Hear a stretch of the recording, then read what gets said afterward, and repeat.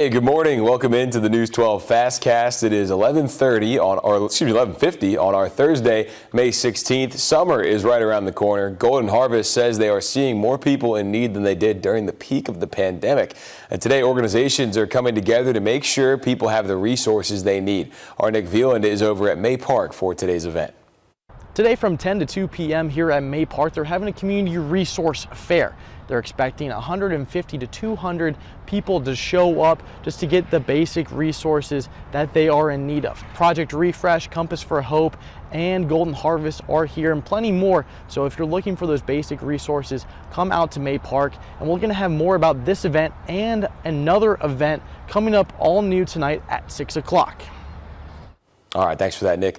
New this morning, population estimates have been released. Now, this doesn't give exact data that we see every 10 years, just estimates on how cities and counties in the U.S. are changing. Our Hallie Turner takes a look at the numbers. Within the last hour, the new census population numbers have been released.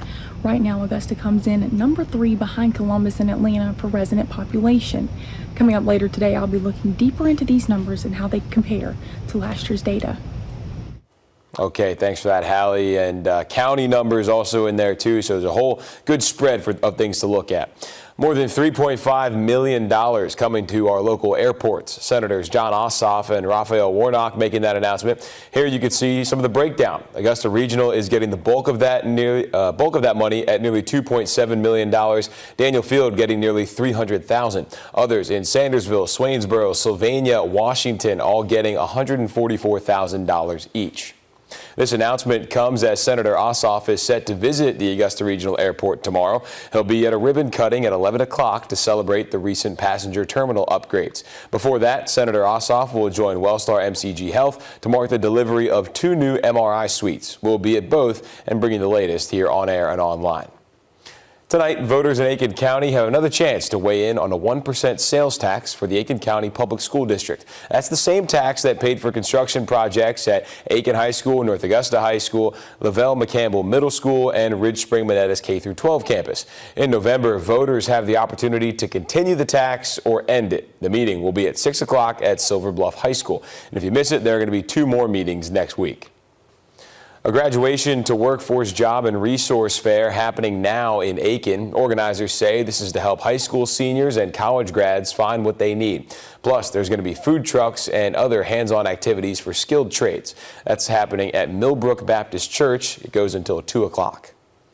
Piedmont Augusta reopening their Somerville Hospital campus on Wrightsboro Road today, also formerly known as Trinity Hospital. The ER closed back in 2020 after being used as an inpatient hospital during the pandemic. Officials hope reopening the hospital will help shorten long ER wait times here in Georgia. Since the pandemic, part of the hospital has housed the Augusta Technical College nurse training program, and a few outpatient services have been available. But services are being scaled up again with a 24-hour, 15-bed emergency department, a 12-bed inpatient unit, and a new enhanced imaging services, plus the ability to expand as needed. We're just excited to reopen the campus for the emergency department services, inpatient services, and the revamped radiology department. We just know that it's going to be such a great asset to this community.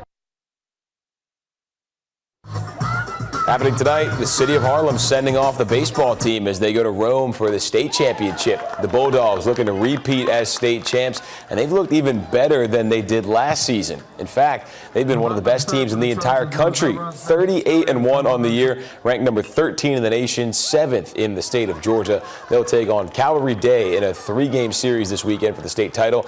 We'll have more on that coming up later this evening.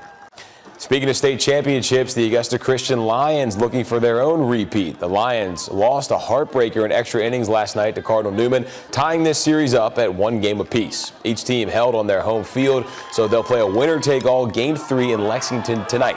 Dan Booth will be live in Lexington coming up later on this evening.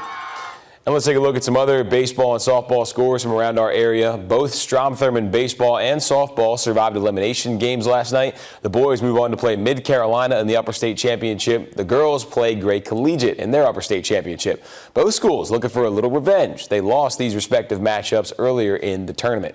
And North Augusta softball takes on York tonight for a spot in the 4A Final Four. Snowcap Drive-In in North Augusta turned 60 years old this week. To celebrate the classics, they are dishing up dollar ice cream cones and showing the movie The Hill for free tonight at 7 o'clock.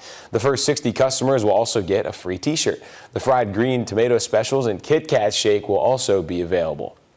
And as a reminder, this is the last week of early voting in Georgia for the May primary. Election Day Tuesday, May 21st.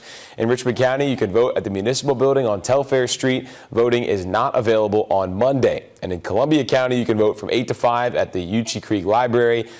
We have a full list of voting locations on our website, wrdw.com. That's going to do it for our FastCast here this morning. News 12 at midday starts in 4 minutes. Until then, here's a look at your weather. Thanks for watching.